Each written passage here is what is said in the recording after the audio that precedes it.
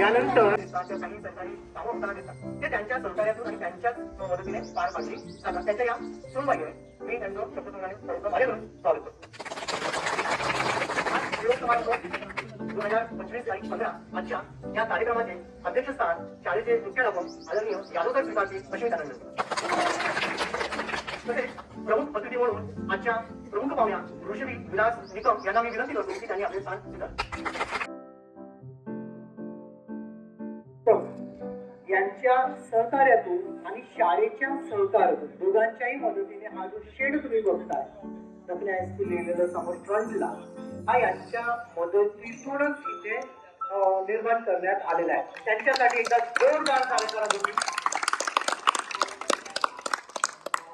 महत्वाची गोष्ट यांचे मिस्टर आपल्या प्रमुख अतिथी आहेत यांचे जे मिस्टर आहेत जेव्हा आम्ही शाळेत लागलेलो त्यावेळेस ते आमचे विद्यार्थी आम्ही त्यांच्या मिस्टरांना शिकवलेलं म्हणजे आपल्या शाळेचे माजी विद्यार्थी. यानंतर मी ऋषभीताई निकम यांना विनंती करतो की त्यांनी विद्यार्थ्यांना मार्गदर्शन.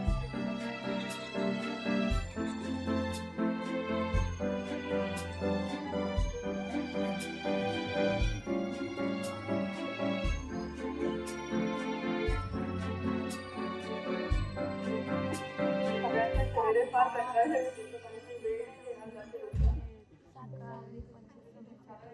ऐकण्याच्या मानसिकतेत आहात का तुम्ही? मी बोलू दोन शब्द.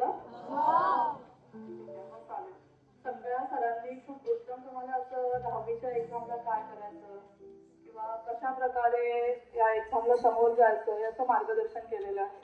मी तुम्हाला परत तेच रिपीट करून बोल नाही करणार कारण माहिती आहे सगळे खूप छान मार्क्सनी पास होणार आहे.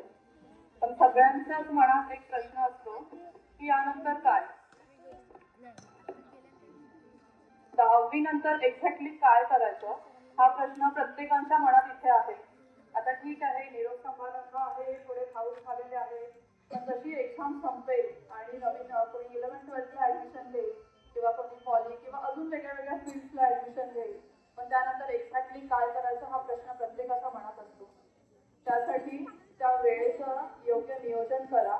तो जो मधला 5-6 महिन्यांचा ऍडमिशन पर्यंतचा वेळ असतो त्याचा व्यवस्थित प्लॅन करा. एका जापानी माणसाची एक शायरी तुम्हाला सांगते, if you plan to make fail you fail in life and you fail in success. जर तुम्ही योग्य प्लॅन करायला चुकला तर तुम्ही आयुष्यात पुढे चुकतच जा. त्याच्यामुळे जे वेळ आहे तुमच्याकडे त्या वेळेचं योग्य नियोजन करा. वेळेचं महत्त्व काय आहे ते योग्य पद्धतीने ओळखा. जर तुम्हाला खरंच वेळेचं महत्त्व ओळखायचं आहे तुम्ही एका महिन्याचं महत्त्व त्या आईला विचारा जिने 8व्या महिन्यामध्ये तिच्या बाळाला जन्म दिला असेल. जर तुम्हाला एका आठवड्याचं महत्त्व जाणून घ्यायचं असेल तर त्या मॅगझिनच्या संपादकाला विचारा ज्यांनी आठवडाभर ते मॅगझिन पब्लिश करण्यासाठी मेहनत केलेली असते. तुम्हाला एका दिवसाचं महत्त्व विचारायचं असेल तर त्या मजुराच्या परिवाराला विचारा की जो दिवसभर राबून रात्री त्याच्या घरचे त्याच्या कष्टाची वाट पाहत असतात. तर तुम्हाला एका सेकंदाचं महत्त्व विचारायचं असेल तर त्या ऑलिम्पिक मेडल ज्याचा एका सेकंदामुळे चुकलेला आहे त्या खेळाडूला तुम्ही विचारा. त्यामुळे तुम्ही आपला जो तुमचा वेळ आहे हा त्याचा योग्य पद्धतीने नियोजन करा आणि ते योग्य पद्धतीने तुम्हाला सक्सेस देईल आणि ते योग्य पद्धतीने तुम्हाला सक्सेस देईल. आणि जे इथे बसलेले सगळे छान गोड असे स्टुडंट्स आहेत विद्यार्थी आहेत ते एक्झाममध्ये छान करणारच आहेत एवढा कॉन्फिडन्स तुमच्या चेहऱ्यावर नक्कीच दिसतो आहे. तुम्हाला जास्त बोर करणार नाही मी. लास्टमध्ये फक्त इतकंच सांगेल, मंजिलें उन्हीं को मिलती है जिनके सपनों में जान होती है, यूं ही पंख होने से कुछ नहीं होता हौसलों में उड़ान होती है.